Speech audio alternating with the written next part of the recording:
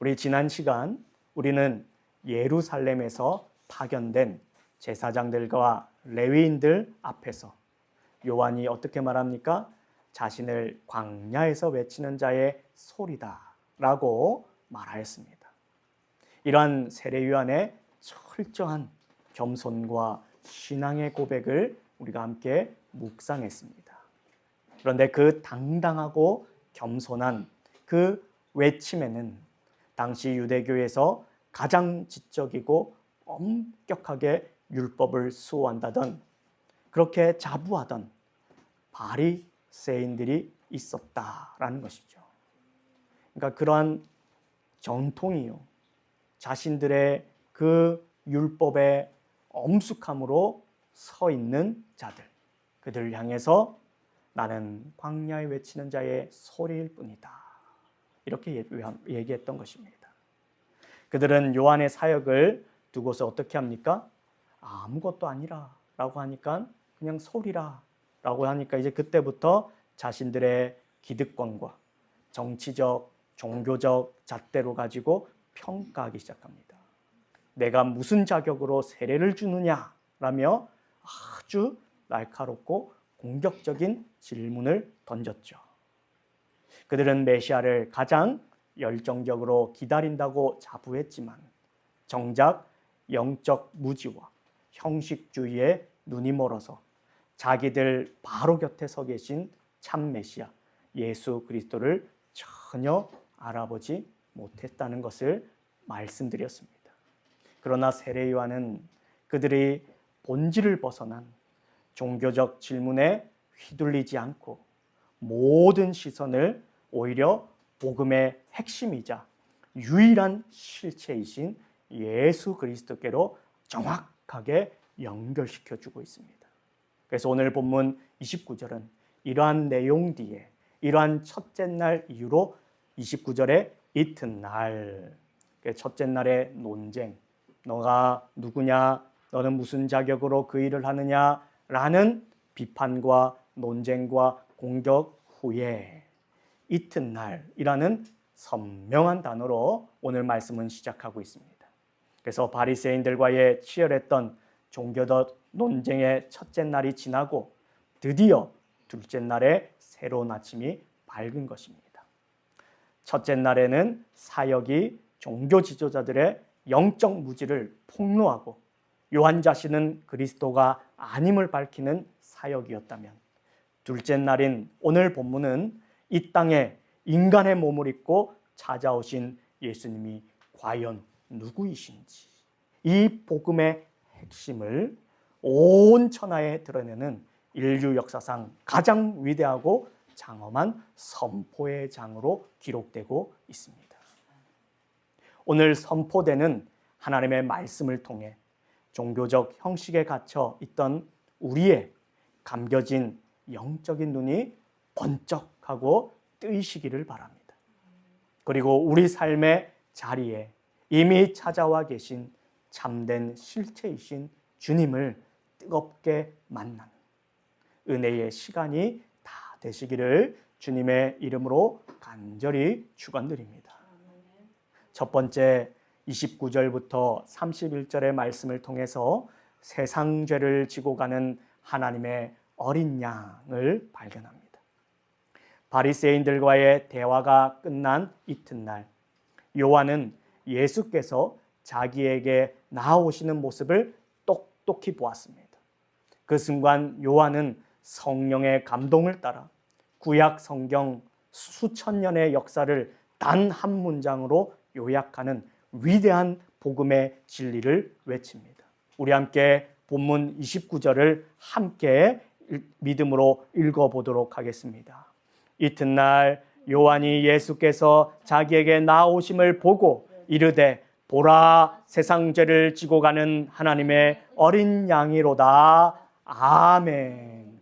이 짧은 선포 속, 이 짧은 문장 속에요, 기독교 구원론의 심장과 같은 세 가지의 놀라운 영적 비밀이 여기에 담겨져 있습니다.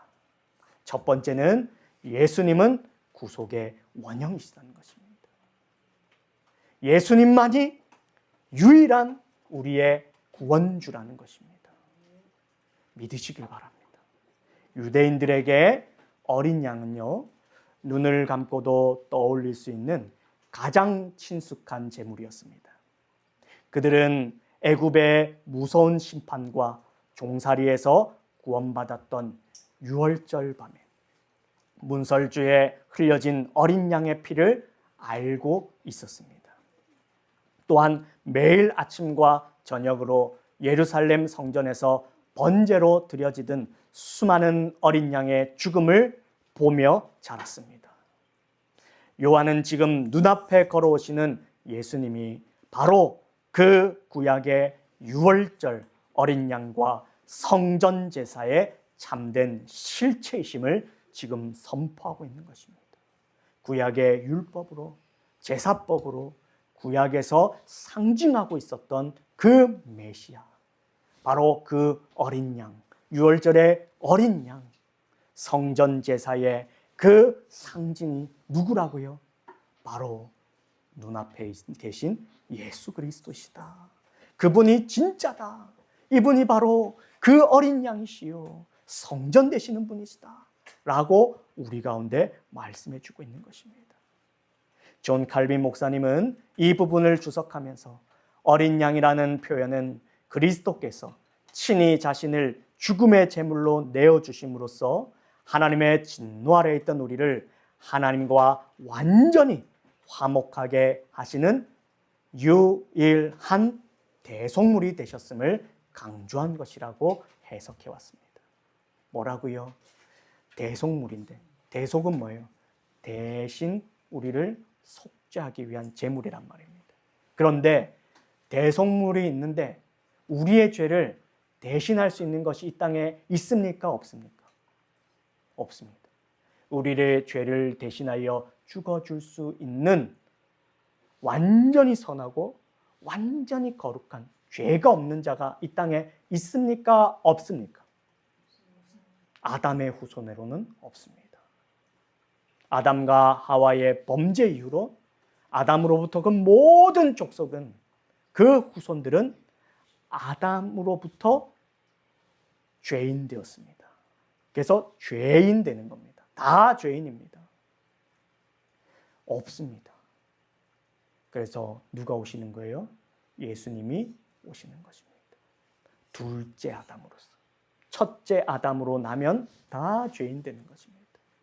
둘째 아담, 로마서의 가르침이에요. 둘째 아담으로서, 우리의 유일한 대속물로서, 유월절 어린 양으로서 오시는 것입니다. 그래서 진짜 우리의 문제를, 우리의 그 문제의 죄와 사망의 이 비참을 유일하게 건져주시는 분이 누구라고요? 예수 그리스도이시라고요. 이것이 진짜라는 것입니다. 이것을 증거하는 것이에요. 어린 양이 오셨다. 어린 양이시다. 이렇게 세상 죄를 지고 가는 하나님의 어린 양이시다. 이렇게 고백하는 것입니다. 근데 여러분, 여기에 두 번째는 무엇이냐면, 여러분 이게 중요합니다. 어린 양의 의미를 알았습니다. 그런데 그분이 그래 우리 죄를 위하여서 오셨지, 어린 양으로 오셨지. 근데 여러분, 우리는요 이것을 잘 이해해야 됩니다. 죄, 세상 죄라고 얘기합니다. 이 죄를 여러분 어떻게 표현하고 있냐면, 예수님이 도대체 어떤 죄를 짊어지셨는가, 여기에 단수로서의 죄를 짊어지셨다라고 말합니다. 원어를 살펴보게 되면요, 여러분 우리가 죄를 어떻게 졌죠? 거짓말도 하고, 욕도 하고, 자기 중심적으로 살고, 화도 내고, 뭐 한 개만 짓습니까? 우리가 생각할 때 죄를 많이 짓습니다. 그래서 우리가 이걸 잘못 보면 이거 부족한 거 아니야? 나는 죄를 많이 짓는데 왜 단수로 하나의 죄로 지금 단수로 짊어지셨다고 얘기를 하지? 우리가 이렇게 생각할 수 있는 거예요. 분명히 죄들이라고 해야 되지 않나? sin이 아니라 sins라고 말해야 되지 않나? 이렇게 생각할 수 있는 거예요. 그런데 성경은요, 단수인 죄라는 단어를 사용하고 있습니다. 그래서 이게 뭔지를 여러분 잘 이해하셔야 돼요. 이것이 매우 깊은 신학적 의미가 담겨져 있습니다. 예수님은 단지 우리가 하루하루 살아가며 짓는 그러한 낱개의 자범죄들의 열매만 대충 닦아주러 오신 분이 아니다라는 것입니다. 인류의 전적 부패를 가져온 원죄, 그 오리지널 신이라고 말하죠. 원죄의 치명적인 뿌리부터 시작하여서 그 뿌리에서 파생된 모든 자범죄의 열매까지를, 이러한 인류를 덮고 있는 죄의 거대한 전체의 덩어리를 지금 어떻게 해요? 죄라는 덩어리로서의 죄. 이걸 통째로 원죄와 자범죄 전체를요, 한 덩어리를 보시는 것입니다. 그래서 단수로서 죄라고 얘기하는 거예요. 죄들이 아니라 원죄와 그 원죄로부터 열매 맺은 그 모든 것을요, 하나로 보시는 것입니다. 그래서 우리의 행위와 우리의 말과 생각의 그 죄들, 여러 죄들만 해결하시는 것이 아니라 이 죄의 뿌리까지도 뽑아내시는 거예요. 여러분, 이제 군대를 가면 잡초를 많이 뽑습니다. 자, 잡초를 뽑아라 이랬는데 그냥 위로 파랗게 올라온 잡초를요, 낫으로 댕강 잘라내면 끝입니까?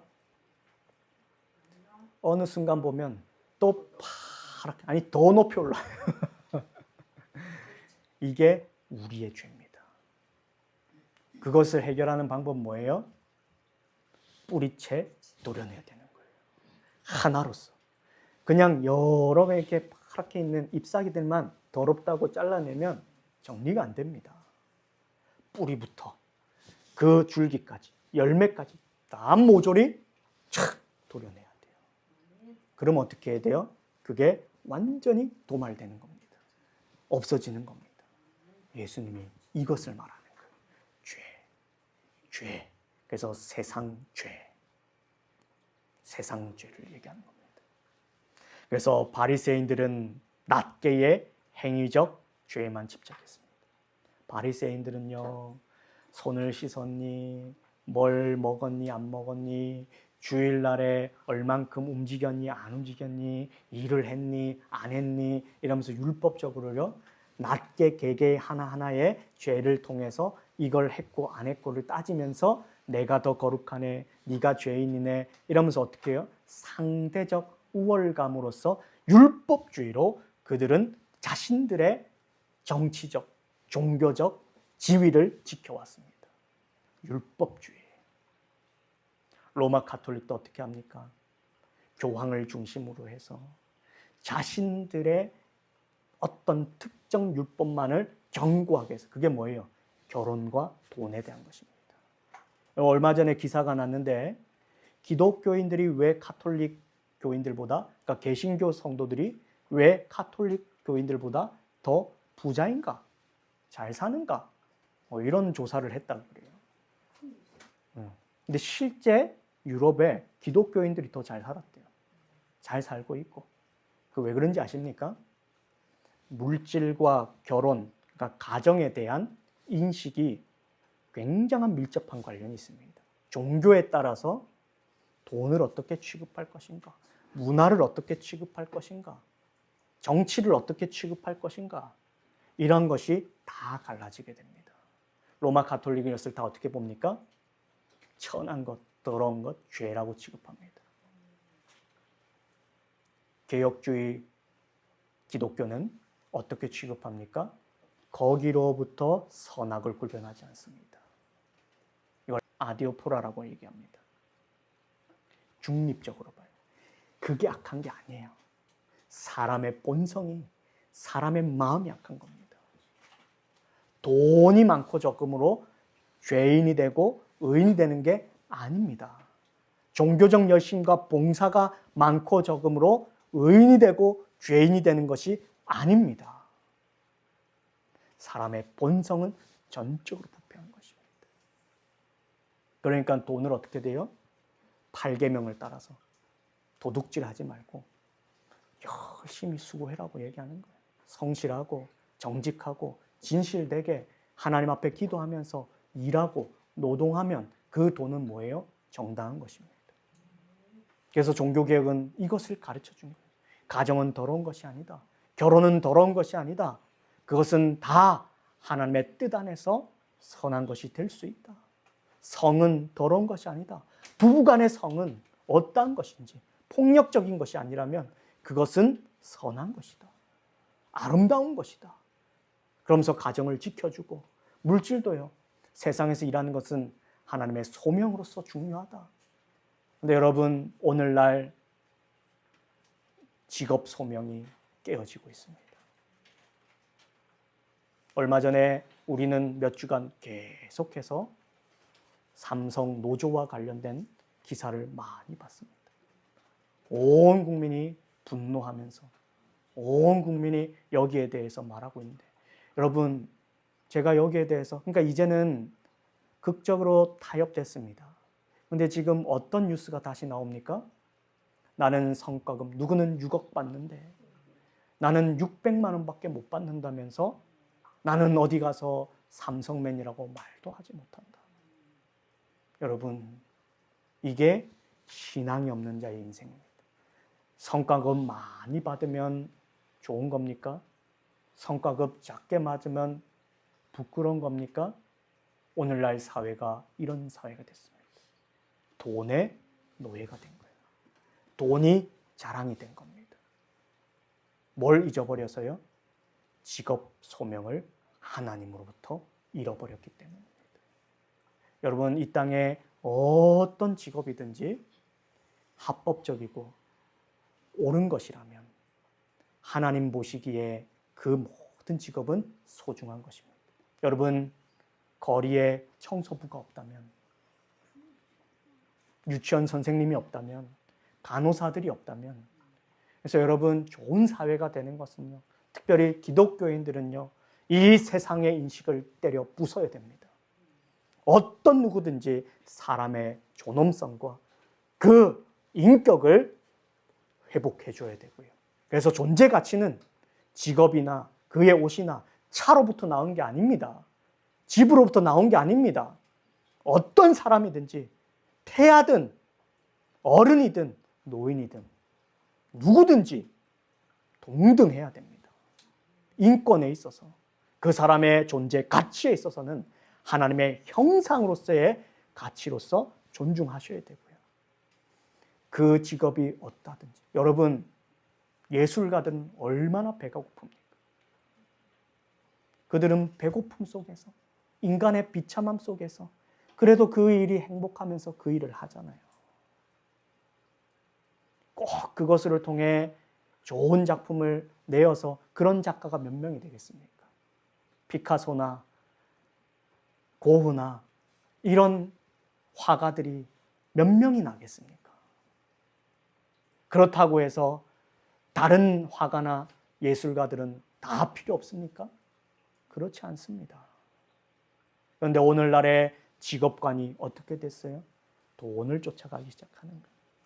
하나님의 부르심과 하나님의 소명으로부터 그 사람의 정체성을 찾지 않으니까 돈을 쫓아가는 겁니다.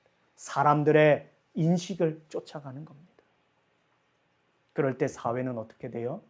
다양성도 무너지게 되고 사회가 부패하게 되고 사회가 심각하게 문제가 발생되게 되는 것입니다. 그런데 기독교는 이걸 종교개혁 가운데 그들이 뭐라면 성직자만 옳은 거고 그 위에 모든 것은 천하다라고 여겼습니다. 왜요? 결혼과 직장은 더러운 것이라고 취급했기 때문에. 그래서 루터와 칼빈은 이것을 회복해 줬던 것입니다. 신앙적인 회복뿐만 아니라 신앙으로부터 참된 율법을, 참된 윤리를, 참된 양심을 회복해 줬던 것입니다. 그럴 때 어떻게 해요? 사회가 신앙이 건전한 자들이 그 사회에 많아지니까 그 사회의 가치관들도 바뀌게 되는 것입니다. 그러니까 어떻게 돼요? 세상의 사람들이 열심히 어떤 일이든지 열심히 직업을 가지고 또 가정을 꾸리고, 그러니까 사회가 어떻게 돼요? 안정되고 사람들의 가정들이 안정되면서 정치, 윤리, 도덕 등등의 여러 영역들이 또한 안정되잖아요. 그러면서 국가가 함께 하나님의 복으로 번영되는 것입니다. 그런데 눈에 안 보이잖아요. 사람은 어떤 마음이에요? 화장실 가기 전과 화장실 갔다 온 후에 마음 자세가 달라지잖아요. 사람들은 모릅니다. 여러분, 한국이 이러한 근면과 성실함으로 한강의 기적이라고 하나같이 칭찬하며 말합니다. 그러나 여러분, 부정할 수 없는 역사적 사실이 있습니다. 그러한 근면 성실이 어떻게 사람의 마음이, 그들의 인격이 그렇게 바뀌었나요? 조선시대를 살아갔던 사람들을 많은 외국인들, 선교사들이 기록하기를 천하고 게으럽고 난폭한 자들이라고 말합니다. 조선은요, 희망이 없는 나라라고 얘기했어요. 다 노비의 삶을 살고 남자들이 일도 안 하고 가정을 돌보지도 않는 겁니다. 그런데 교회를 중심하여서 복음이 들어가고 거기에서 성도들이 하나님을 만나게 되니까 어떻게 돼요? 아내들이 남편을 전도하기 시작하고, 그러니까 남편들이요 근면 성실하게 되고 가정을 책임지게 되고, 그렇게 성도가 되니까 사회의 가정이 변화되기 시작하는 것입니다. 이것이 참된 신앙이었습니다. 이처럼 참 믿음은, 복음은 우리의 삶을 이끌어갑니다. 삶이 복음을 증명해 주는 것이 아니라 참된 복음이 삶을 이끌어가는 것입니다. 그래서 이 삶을 통해 무엇이 증거되는 거예요? 복음이 증거되는 것입니다. 내 삶의 어떤 공로로 복음을 증거하겠다? 교만함입니다. 맞는 말 맞지만 여러분 한번 엄격하게 따져보세요. 모든 삶의 성화와 그 모든 풍요와 부요함은 누구로부터 온 것입니까? 하나님으로부터 온 것입니다. 우리는 믿음으로 그걸 고백해야 돼요. 그런데 봐라, 내가 이러하니까 나는 신앙 좋은 자야. 여러분, 이게 바로 기복주의입니다. 우리나라의 70~80%가요 은연중에 자신들도 모르게 이러한 기복주의에 빠져 있다고 합니다. 이게 지금 우리나라 밖에서 우리나라를 보며 말하는 이야기예요. 이게 지금 기사로 쓰여져 있습니다. 제가 한 주간에 본 기사가 지금 저도 모르게 그냥 생각나서 다 지금 얘기하는 거예요. 형식주의, 율법주의, 기복주의, 다 뭐로부터 벗어난 겁니까? 복음의 예수 그리스도라고 하는 본질로부터 벗어나고, 비본질이 마치 본질인 것처럼 포장되고 과장되고 축소되면서 나타나는 문제라는 것입니다. 바로 바리새인들이 그랬다는 거예요. 바리새인들이요, 자신들이 대단한 줄 알았습니다. 자신들로부터 예수 그리스도를 맞이할 것이라고 생각했겠죠. 그러나 그들은 예수 그리스도를 심판하고 십자가에 못 박는 주범이 되었다는 것을 기억하셔야 됩니다. 이럴 때 우리는 다시 경각하셔야 돼요. 내 열심이, 내 선행이 오히려 복음을 망가뜨리고 있지는 않은가. 형식 중요합니다. 그런데 믿음에서 우러나온 형식이어야 됩니다. 은혜와 믿음이 앞서는 것입니다. 그게 열매로서 행위가, 형식이 뒤따르는 것입니다. 그런데 이것이 뒤바뀌는 순간 우리도 모르게 공로주의가 되고 행위를 주장하게 되는, 기복주의가 되는 이러한 엄청난 무서움이 있음을 다시 한 번 더 기억하시길 바랍니다. 셋째로 30절의 요한은 이렇게 고백합니다.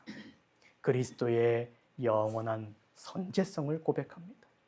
내가 전에 말하기를 내 뒤에 오는 사람이 있는데 나보다 앞선 것은 그가 나보다 먼저 계심이라 한 것이 이 사람을 가리킵니다. 누누이 말씀드리지만 인간 역사의 서열로 보면 예수님은 요한보다 육신으로 6개월 늦게 태어나신 후배입니다. 그러나 요한은 지금 그리스도를 뭐라고 말합니까? 나보다 앞선 자다. 앞설 뿐만 아니라 먼저 계십니다. 이게 지금 무슨 소리야? 이게 뭘 말하는 거예요? 시간 안에서의 계산을 얘기하는 게 아니에요. 시간 안에서 계산할 수 없으신 분. 이 말은 뭡니까? 예수 그리스도는 내 생각과 내 경험과 내 지혜와 내 판단으로 알 수 있는 분이 아니라는 것입니다. 우리가 그리스도를 아는 것은요, 오직 말씀으로 아는 것입니다. 그래서 세례 요한도요, 하나님의 말씀이 있었다라고 계속 강조해요. 하나님의 말씀으로 알았다라고 얘기합니다. 그리고 말씀 가운데 누가 역사하시는 거예요? 성령이 조명해 주셔서 은혜로 아는 것입니다. 그러면서 그가 깨달은 게 무엇이에요? 그리스도는 내 앞서 계셨고 먼저 계셨다. 시간 이전에 창조주로서 하나님으로서 계셨다. 이걸 지금 얘기하고 있는 것입니다. 그래서 예수님이 태초에 천지를 창조하시고 시간과 공간을 초월하여서 영원 전부터 자존해 계셨던 성자 하나님이시다라고 확증하고 있는 것입니다. 여러분, 바로 이것이 기독론의 핵심 선언입니다. 이걸 계속 부정하는 거예요. 그래서 여러분, 우리 고대 신조가 이거를 밝혀준 그리스도의 신성을요, 자꾸 어그러뜨리는 겁니다. 그래서 칼케톤 신조, 아타나니우스 신조, 니케아 신조, 다 이 고대 신경이 뭘 얘기해요? 삼위일체를 얘기하면서도 뭐가 자꾸 무너지는 거예요? 그리스도가 하나님이심을, 그리스도의 신성을 자꾸만 낮추거나 하급신으로 만들거나 유사 본질처럼 얘기하거나, 그럴 때 이거를 다 아니라고 얘기하면서 예수 그리스도도 본질로 하나님이시다, 그러면서도 성자이시다, 이걸 얘기해 주는 것입니다. 이것이 바로 기독론의 핵심이라는 거예요. 우리는 이러한 예수님을 믿어야 됩니다. 그래서 세례요한은 지금 이 말을 하는 겁니다. 우리가 믿는 예수님은 세상의 여러 성인군자들 중에 으뜸이나 한 사람 정도가 아니라고 얘기하는 것입니다. 시공간을 초월하신 분, 우리의 역사 속에 걸어 들으셨으면 역사 가운데서 평가하거나 판단할 분이 아니라 역사를 초월하여서 그분은 우리의 주님이라는 것입니다. 하나님을 정의할 때 하나님은 영이시니 우리가 고백하잖아요. 그때 우리가 구약에 어떤 표현을 씁니까? 여호와, 아도나이, 이런 표현을 씁니다. 이것이 하나님에게만 호칭되는 것이에요. 그런데 이 호칭이요, 하나님에 대한 주라고 하는 호칭이 신약에 누구에게 붙습니까? 예수님께 붙는 것입니다. 그래서 예수님은 주님이시요, 우리 주요. 이 말은 뭔 말이에요? 그리스도는 하나님이시다. 이게 퀘리오스, 주라고 하는 주님에 대한 호칭의 정의예요. 예수가 하나님이시다, 우리의 주님이시다. 그분이 영원 전부터 계셨던 하나님이시며 나의 근본적인 죄의 수렁을 해결하기 위한 유일한 중보자, 이 땅에 제물로 찾아오신 하나님의 어린 양이시다 라고 우리에게 고백해 주는 것입니다. 바로 이러한 예수 그리스도를 저와 여러분이 믿는 것입니다. 두 번째를 보면요, 이제 세례에 대한 얘기가 나옵니다. 32절과 33절을 보게 되면 우리는 이 본문을요 잘 해석해야 돼요. 여러분, 이게 삼위일체와도 관련이 있고요, 이게 세례, 성례론하고도 이어지게 되고요. 그래서 하나님에 대한 고백이 하나님의 주신 형식과 하나님의 그 제정하신 말씀 가운데 어떻게 유기적으로 관계가 되고 있는지를 잘 알게 됩니다. 우리 세례 요한은 질문하셔야 돼요. 세례 요한은 어떻게 예수가 그토록 기다리던 메시아이심을 그토록 확신할 수 있었을까? 어떻게 알았을까요? 세례 요한 빼고 다 아니라 그랬잖아요. 예수님을 향해서 오히려 공격했잖아요.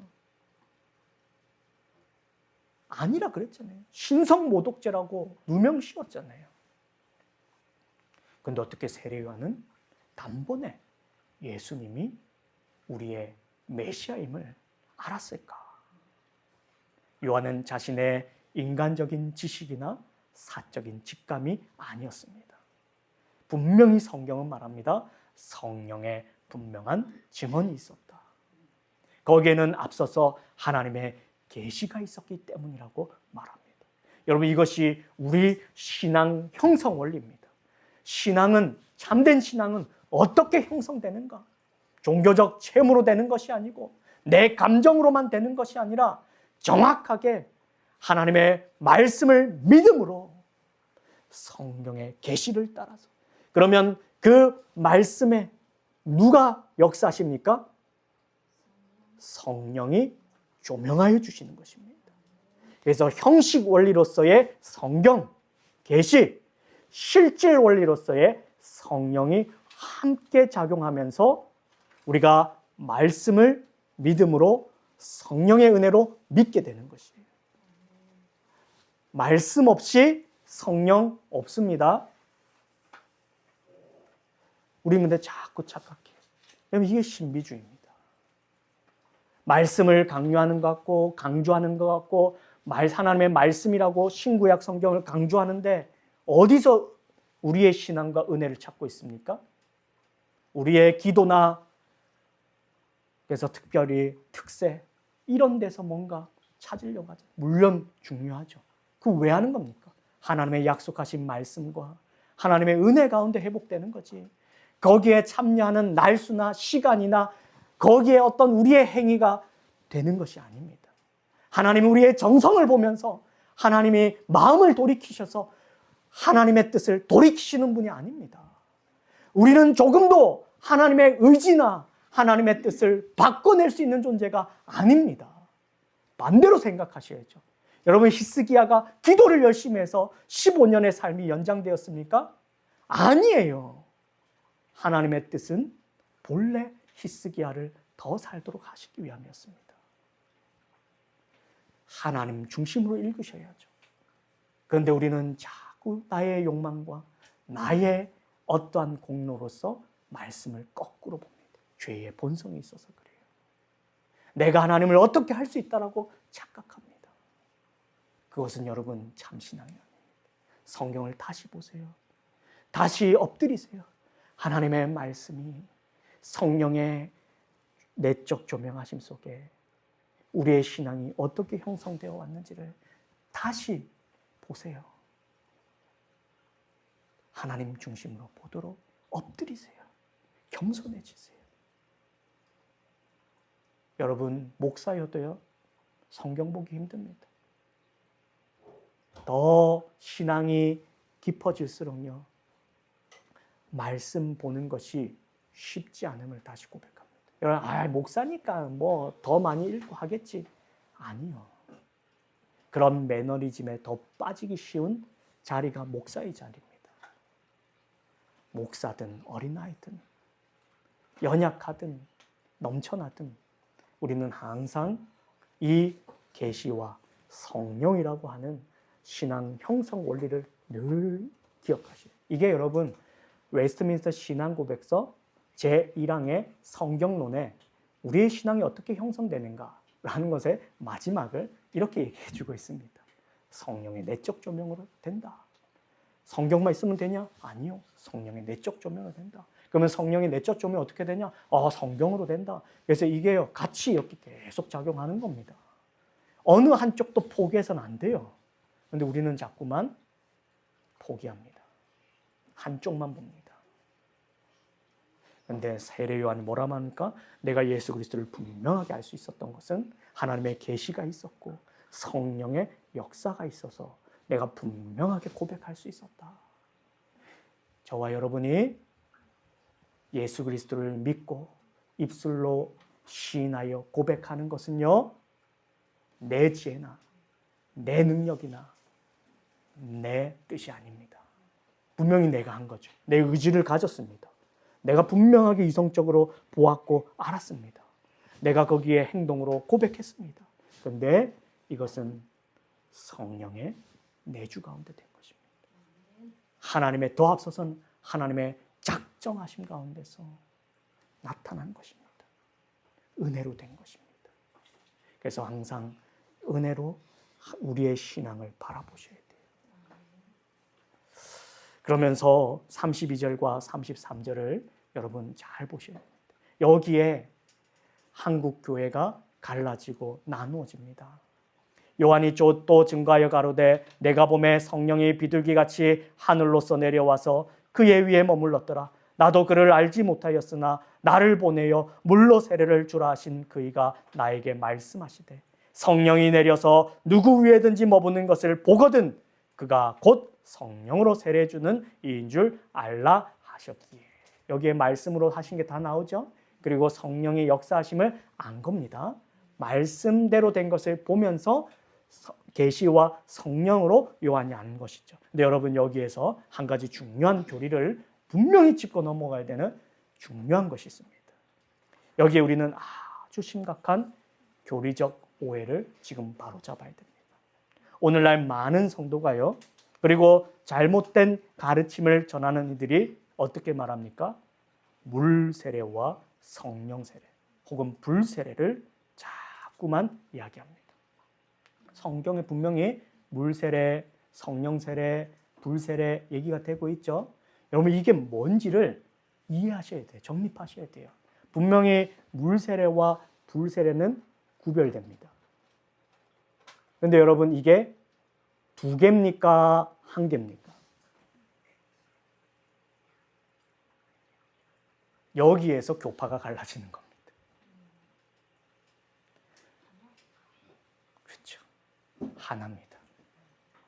그런데 자꾸만 사람들이 어떻게 돼요?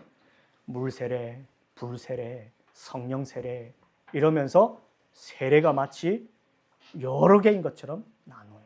그래서 물 세례가 아니라 불 세례를 받아야지. 성령 세례가 진짜지. 그러면 여러분 저도요 이런 쪽이었습니다. 저는 모태신앙인데 말씀드렸잖아요. 세례를 받았다고. 유아 세례가 아닌 문답을 받고 세례를 받았다고요. 분명 모태신앙이었는데 못된 신앙이었어요. 근데 그때 제가 어떤 착각을 했냐면 예수님의 세례같이 저도 받는 줄 알았어요. 그래서 세례 받으면 진짜 막 뜨거워지고 내 안에 이제 죄가 다시는 죄는 안 짓고 엄청난 예수님 같은 일들을 이뤄내는 이런 거라 생각했습니다. 그런데 그게 그래서 3일은 조심조심 살았어요. 뭐가 된 것처럼 막 엄청 막 공중에 이렇게 붕 떠 있는 것처럼요. 마치 구름 위를 걷는 것처럼 제가 살았습니다. 그런데 3일 후에 제가 죄를 지었을까요? 안 지었을까요? 제가 그 모습에 충격을 받은 거예요. 야, 내가 이렇게 무너지나? 그러면서 뭔 생각했어요? 세례 다 필요 없네. 세례 받아도 똑같네. 여러분들 이게 저만의 얘기입니까? 그러면서 뭘 핑계 삼아요? 아, 그래. 불세례를 받아야 되구나. 내가 불세례를 받지 않아가지고 내가 지금 이런 수모와 어려움과 이런 걸 받고 있구나. 그러면서 열심히 쫓아냈죠. 방언하고. 여러분, 제가 한때 방언으로 1시간 반씩 기도했어요. 저희 어머니가 알고 계세요. 제가 20대 때 맨날 샬라샬라샬라 하면서 방에 들어가가지고 기도하고 거룩해 보죠. 근데 그때 제가 왜 무너진지 아십니까? 40분씩, 1시간 반씩, 2시간씩 그러면서 체험도 많이 했어요. 신비도 많이 경험했습니다. 근데 그 순간에는 좋았죠. 황홀경과 같은 것이 찾아옵니다. 그런데 여러분, 제가 그날 그 기도 이후에 혹은 제가 그 다음날 죄를 지었을까요? 안 지었을까요? 짓는 겁니다. 또 충격받는. 뭐지? 나는 그러기 싫은데. 이게 제 모습인 거예요. 나 자꾸만 엉뚱한 것에서 참 신앙을 찾고 있는 것입니다. 왜 예수님이 어린 양으로 오셔야 되는지를 망각하고 그 죄가 무엇인지를 모르고 그러면 자꾸만 다른 것을 핑계하면서 내 잘못이 아니라 뭘 얘기하는 거예요? 하나님이 불세례를 안 줬고 성령이 지금 나한테 역사 안 해줘. 여러분, 그게 거룩한 것 같지만 한편에는 뭔 말이에요? 하나님이 지금 나한테 안 해주셔서 그렇지. 지금 누굴 죄인으로 만드는 겁니까? 자기가 죄 지어놓고 하나님이 죄 지으라고 등 떠밀었습니까? 하나님이 죄 짓도록 하셨습니까? 근데 자기가 죄 지어놓고 하나님이 역사 안 하셔서 그렇다고. 다른 사람 손가락질할 필요 없어요. 가르칠 필요 없습니다. 그것도 지금 뭐예요? 죄의 모습이에요. 나는 괜찮겠지. 아니요. 우리는 다 알지 모르지만 여러분, 세례 받을 때 아무 느낌 없을 수 있습니다. 그러나 세례는 무엇으로 받는 거예요? 믿음으로 받는 것입니다.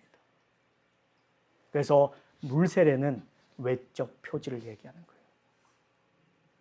그래서 이게 물세례와 성령세례가 다른 별개의 것이 아니라는 것입니다. 같이 결합되어 있는 겁니다.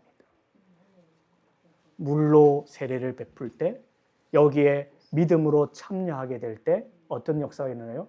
반드시 말씀에 합당한 남자 목사가 세례를 베풀고 그 말씀을 따라, 그래서 이 세례의 본질이 뭐냐는 거예요. 우리의 주 예수 그리스도를 나의 구주로 믿는 신앙 안에서 믿는 자들에게 베풀어지는 것입니다. 여기에 주인은요, 예수 그리스도예요. 행위에 있는 것이 아닙니다. 그리스도를 믿는 자들이 그 형식 아래에 고개를 숙이게 되면, 엎드리면 그 말씀대로 성령이 불로써 임하는 것입니다. 이게 같이 유기적으로 같이 나타나는, 그래서 한 세례예요. 여러분, 그래서 자꾸만 제2의 세례를 받아요. 저도 거기에 속았어요. 그래서 방언도 받고 제가 살다가 세례를 다시 받아야 되나? 근데 여러분, 세례를 누가 다시 줍니까? 제세례파 이단들이 다 부정하면서. 그러면 제세례 받고 제3세례 받고 제4세례 받으면은 여러분 더 거룩해집니까? 아니에요. 물론 우리가 날이 갈수록 그리스도를 따라서 거룩해져 가는 거죠. 성화입니다. 우리의 구원과 관련된 것이 아니에요. 세례를 자꾸만 구원으로 받을 때 이런 문제가 발생되는 것입니다.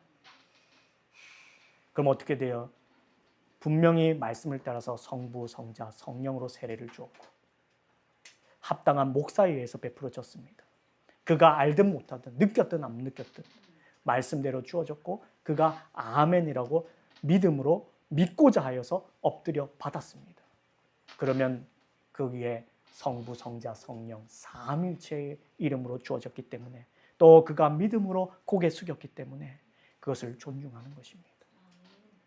거기서부터 구원이나 구원받은 자가 구원받은 표시로서 신앙의 더욱 공고함을 위해서 더욱 신앙을 더 풍요롭게 하기 위해서 내 믿음이 연약하기 때문에 밟은 겁니다. 근데 그것이 자랑 삼는 누가 그래요? 로마 가톨릭이 그래요. 그럴 때 문제가 생겨났고 또 그 형식을 지나치게 버리면서 어떤 자들이요? 제2세례, 3세례, 불세례, 성령세례 이러면서 소위 오순절 계열의 교파가 일어나서 신비주의로 한국 교회를 어지럽히고 있는 것입니다. 여러분, 이 물세례는요, 눈에 보이는 거룩한 외적 형식이자 표지다. 이건 여러분 따라합시다. 외적 형식이자 표지. 그렇죠. 표지라는 거예요. 외적으로 보여지는, 눈에 보이도록 주시는 거라는 겁니다. 그래서 인간 사역자가 물을 사용하여서 우리 겉사람을 씻기며 하나님의 언약 백성이 되었음을 눈으로 보게 하시는. 왜 눈으로 보게 하세요? 우리가 연약하니까. 자꾸 엉뚱한 곳에서 보려고 그러잖아요, 신앙을. 여기서 보시라고요, 여기서. 그래서 세례받을 때 눈을 감지 않는 것입니다. 눈을 뜨는 것입니다. 성도들도 증인으로서 보는 것입니다. 그걸 보면서 그에게 세례를 베풀 때 나에게도 저렇게 하나님의 약속이 주어졌지. 함께 교회가 공동체로서 한 식구로서 은혜의 언약의 공동체로 은혜를 동일하게 받는 것입니다. 성령 세례는요, 불세례라고도 하죠. 그것은요, 외적 형식 가운데 역사하시는 내적 실체이자 권능이라는 것이에요. 이게 진짜가 맞습니다. 본질이에요. 성령 세례가 임해야 됩니다. 그러니까 세례 요한이 자기는 외적 표시밖에 못한다는 겁니다. 자기가 진짜 주인공이 아니란 거예요. 이것은 예수 그리스도를 인격적으로 모신 자에게 성령이 실체하시는 내적 권능이 있어야 된다는 것입니다. 그런데 이것이 외적 표지 가운데 있다는 것이에요. 같이 주어진 거예요. 한 세례로서. 그래서 실체이신 예수 그리스도께서 성령을 통해 우리 영혼의 원죄의 뿌리를 깨뜨리시고 불과 같이 찾아오셔서 추악한 죄악을 온전히 태우시며 속사람을 거듭나게 하시는 영적 사역이라고 말하는 것입니다. 즉 메시아 예수 그리스도를 구주로 고백하는 신자들이 참된 믿음으로 물세례의 형식 앞에 나아갈 때 성령께서 그 심령에 불같이 역사하셔서 죄를 도말하시고 인치시는 오직 하나의 참된 세례가 우리 가운데 일어나는 줄 믿으시기를 바랍니다. 그래서 외적 형식인 물과 내적 권능이 성령은 믿음 안에서 결코 분리될 수 있다 없다? 없다. 분리되지 않아요. 구별은 하셔야 돼요. 구별하셔야 되지만 분리하시면 안 됩니다. 그런데 여러분 여기에 한 가지 질문을 던지게 돼요. 사실 구약에 우리 성경에 여러분 구약에 세례 예식이 나옵니까? 안 나옵니까? 안 나옵니다. 그런데 유대인들이 요한의 물 세례를 거부합니까? 거부감 없이 받아들입니까? 거부하지 않습니다. 신기하지 않습니까? 왜 그렇지? 성경에 없는 건데? 성경이 말하고 있지 않은데? 유대인 이거 율법주의 아니야? 이거 뭔가 잘못. 그리고 이 신약의 세례와 성찬은 언제 제정됩니까? 이게 구약에는 유월절과 할례였어요. 이게 구약의 성례였습니다. 대표적으로. 근데 이것이 유월절이 성만찬으로, 할례가 세례로 바뀌어지는데 예수님의 제정하신 말씀을 따라서 바뀌어지게 됩니다. 그러면 이 가운데 요한의 세례는 뭐냐는 것이에요. 이걸 같은 걸로 봐야 하는가 아니면 다른 걸로 봐야 되는가? 결론은 같은 것으로 봐야 됩니다. 왜요? 세례 요한이 지금 이 세례를 통해서 누구를 주인공으로 높이고 있습니까? 본질로 같다는 거예요. 예수 그리스도를 나타내고 있는 거예요. 다만 자기는 외적 형식 가운데 주고 있는 거예요. 그런데 이것이 어떻게 가능했냐면 말씀에 에스겔 36장 25절에 맑은 물을 너희에게 뿌려서 정결하게 하되 라는 예언이 있고요. 또 스가랴서를 보게 되면 13장 1절에 죄와 더러움을 씻는 샘이 열리리라 라고 말합니다. 그래서 그 메시아의 언약 약속을 유대인들이 믿음으로 바라보았기 때문이에요. 그리고 이것이 하나의 성경의 증거가 되고요. 여러분 중간사를 하셔야 돼요. 그래서 신약과 구약 사이의 시우야 몇백 년의 간격이 있지? 창세기에서 출애굽기가 몇백 년의 간격이에요? 400년의 간격이 있습니다. 이게 그대로 가는 거예요. 창세기에서 사실 모든 게 종결돼요. 복음이고 뭐고. 근데 여기에 400년 후에 모세를 보냈을 때 모세가 누구를 상징하는 자예요? 예수 그리스도의 모형으로서 보내지는 자입니다. 요게 이야기가 딱 되죠? 말라기로 끝났습니다. 구원자로서 400년 후에 예수님이 오십니다. 아, 모세보다 높으신 분. 모세가 상징했던 그 메시아가 누구라고 생각할까요? 저분이 메시아구나. 아는 겁니다. 그래서 이 400년이 그냥 된 게 아니에요. 어쩌다 그런 시간이 아니라 하나님의 구속사 안에서 정확한 하나님의 계산 가운데에 주어지는 시간입니다.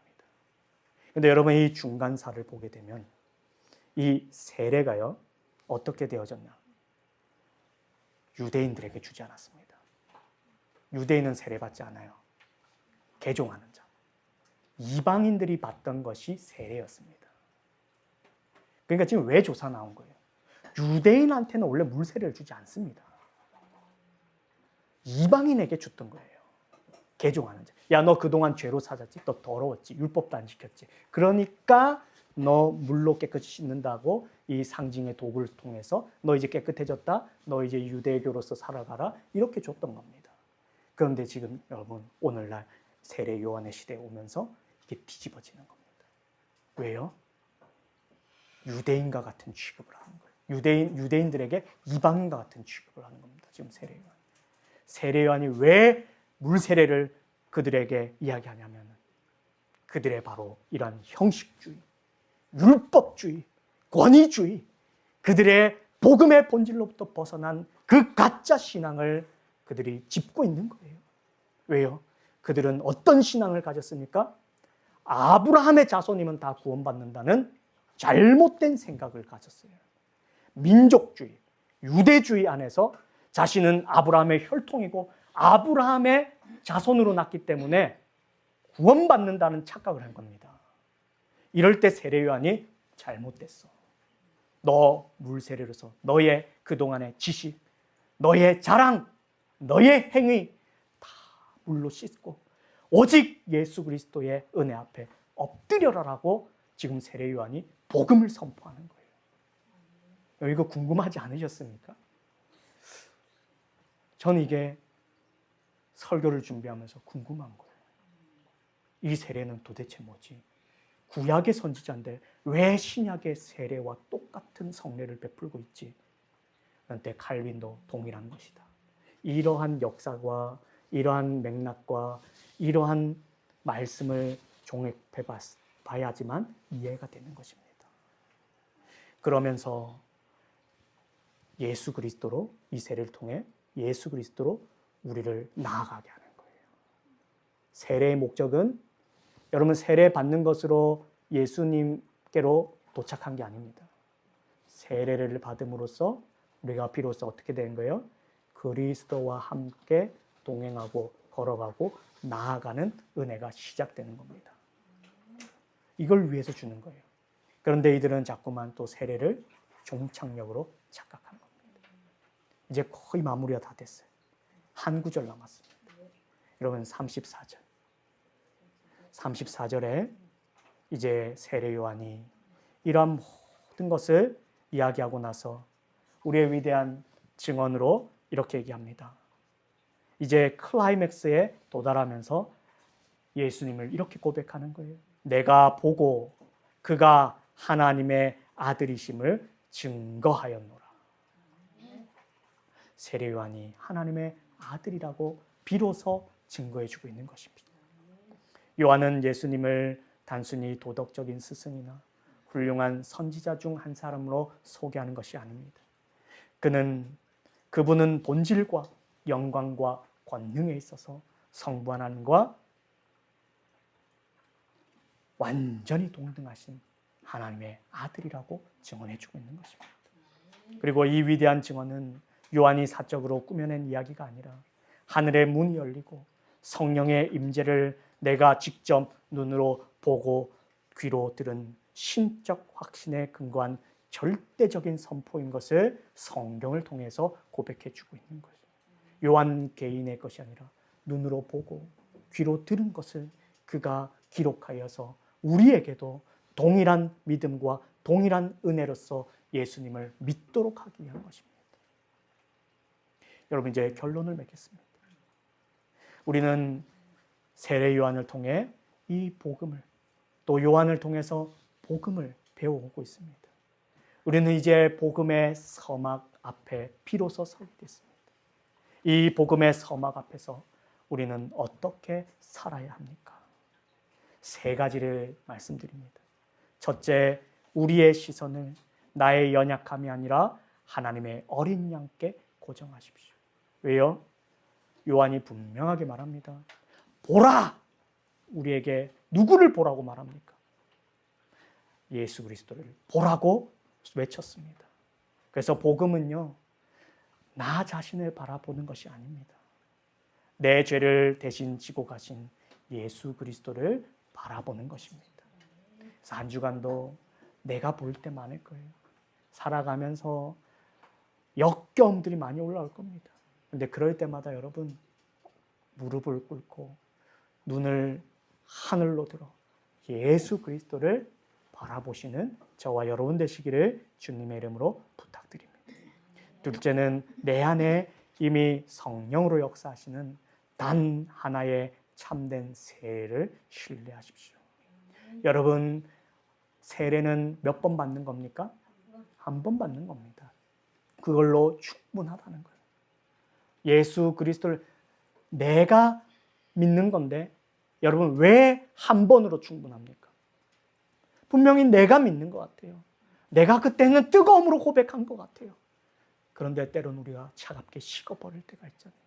누구보다 매정하게 예수님을 모른 척하는 우리 자신의 모습을 알잖아요, 우리는. 근데 그것이 어떻게 증거가 됩니까? 그것은 성부, 성자, 성령, 삼위일체 하나님의 역사이기 때문입니다. 내 뜻과 내 계획과 내 의지가 아니라 삼위 하나님의 뜻과 삼위 하나님의 결정과 삼위 하나님의 행위이시기 때문에 그렇습니다. 그래서 하나님을, 예수님을 바라볼 때, 그 삼위일체 하나님을 깨닫게 될 때 우리는 어떻게 돼요? 그 세례를 진정으로 알게 되는 것입니다. 그래서 내 구원이 세례를 통해서 어떻게 되는 거예요? 내 행위나 내 능력이나 나의 자랑에 있는 것이 아니라 하나님의 뜻에 있고 하나님의 영원함에 있고 하나님의 사랑하심에 있음을 우리 고백했잖아요. 내가 하나님을 사랑함이 아니요, 하나님이 우리를 사랑하셨기 때문에 그 아들을 보내셨다고요. 우리는 그것을 믿는 것입니다. 그래서 그 세례도 마찬가지입니다. 한 세례로서 성부, 성자, 성령 하나님도 한 분이시요 세례도 하나요 라고 에베소서가 고백하잖아요. 그 믿음으로 살아가시길 바랍니다. 그래서 흔들리는 내 인생의 상황과 환경에 요동치는 인생이 아니라 이러한 참된 신앙과 믿음으로 세례를 받은 자로서 복음의 증인으로 흔들림 없이 살아가시는 저와 여러분 되시기를 부탁드립니다. 마지막으로 셋째로 내 인생의 주권을 하나님의 아들의 권위 앞에 완전히 양도하시는 저와 여러분 되길 바랍니다. 여러분, 이거는 교리적인 지식이 아니에요. 생명입니다. 복음입니다. 우리를 전부와 바꿀 수 없는 것입니다. 목숨에 보다 더 소중한 진리입니다. 하나님의 아들을 모신다는 것, 그 하나님의 아들로 산다는 것은요, 여러분, 하나님의 복과 하나님의 영광과 하나님의 무궁무진한 놀라운 능력 아래 사는 것입니다. 그래서 한 주간에 여러분 믿음 안에 이처럼 승리하시고, 이번 한 주간 우리 삶의 치열한 현장 속에서도 나를 위해 제물 되신 하나님의 어린 양을 바라보고 내 안에 성령을 신뢰하며 하나님의 아들의 권위 앞에 온전히 복종함으로 승리하는 복된 성도님들을 다 되시기를 주님의 이름으로 간절히 축원드립니다. 아멘.